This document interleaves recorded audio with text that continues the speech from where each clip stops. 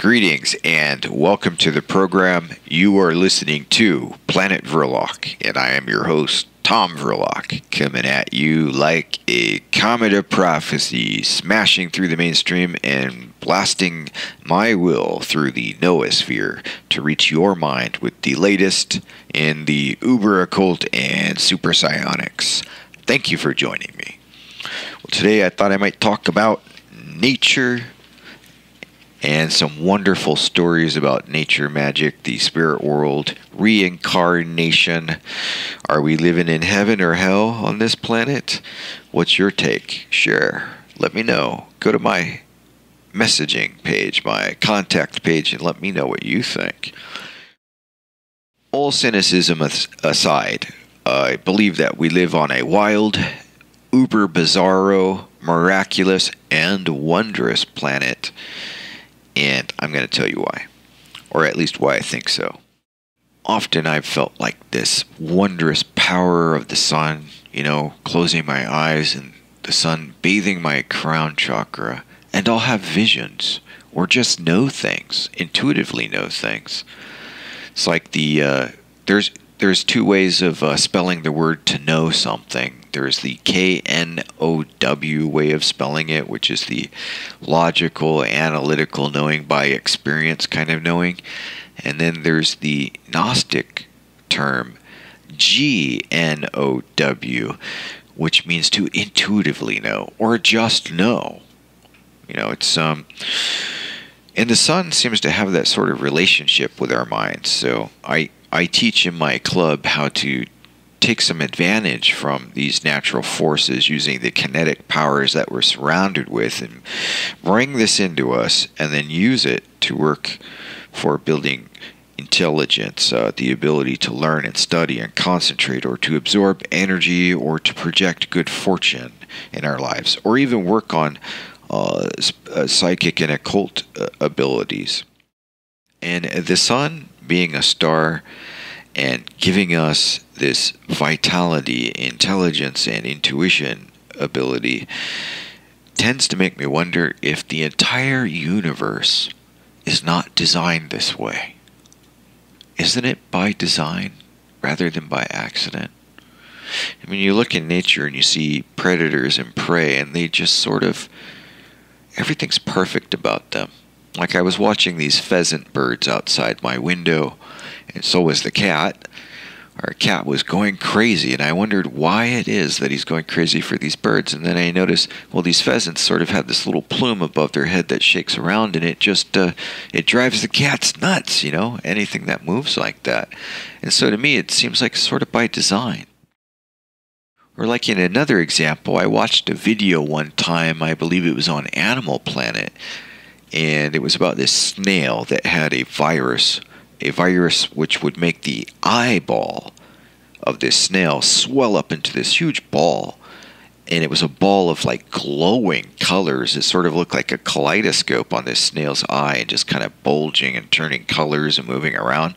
And of course, this display of colors and swelling and shininess drove the birds nuts. And so the bird would fly down, and num num num, eat up this snail's eyeball, and next thing you know, the bird is carrying the virus, and the bird would, fly off and release its bird droppings and spread the pattern, basically, the virus pattern in nature. So it seems to me that it's by design.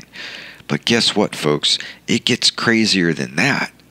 It gets crazier than this. Animals and the crazy planet we live on, let me tell you. My wife shared with me a video about a horse. It's a therapy horse, or he is a therapy horse, who knows who's going to die in the hospital. And this horse will choose which room to go visit a patient who's about to pass away. And if you go and watch this video on YouTube, you'll see what appears to be a spiritual communication between the horse and the patient. The horse will go and nuzzle the person's chest or heart center, and then they have this moment where the horse and the person just kind of look back at each other quietly, and you can see something's going on between the horse and the patient. And it's as if this horse knows intuitively who needs the most extra love or that extra spiritual energy. And this horse is going around doing some healing work, or at least soothing the patients before they pass away. Cancer patients and people that are in the hospital. So when I saw this film, I thought, wow, I got to talk about this. The horse's name, if you want to look this up on YouTube, is Peyo, spelled capital P-E-Y-O. And that is the horse's name, Peyo the horse. And so if you have time, go and look that up on YouTube and have yourself a look. And you think about it for a bit, and then message me and let me know what you think. Do you think that this horse is intuitive? Does he know K-N-O-W, or does he know, like know intuitively, G-N-O-W? I think it's the latter. I think this horse just intuitively, spiritually knows. So I had a friend who once said, oh, those people who think that, that we get reincarnated or even come back as animals, or that an animal could have been at one time a person in a past life. Oh, well, those people are crazy. Oh, they're just nuts. They're just making stuff up. Well, to him, I'd like to say, I was thinking, hell, it's a crazy world, and it's a wild, bizarre, miraculous, and wondrous world. So maybe we do sometimes come back as animals, or perhaps in our past lives we were a cat or a dog or a snail. You never know. Just being alive, just existing, is kind of crazy. The fact that we're all here right now is rather bizarro and uber wondrous and miraculous.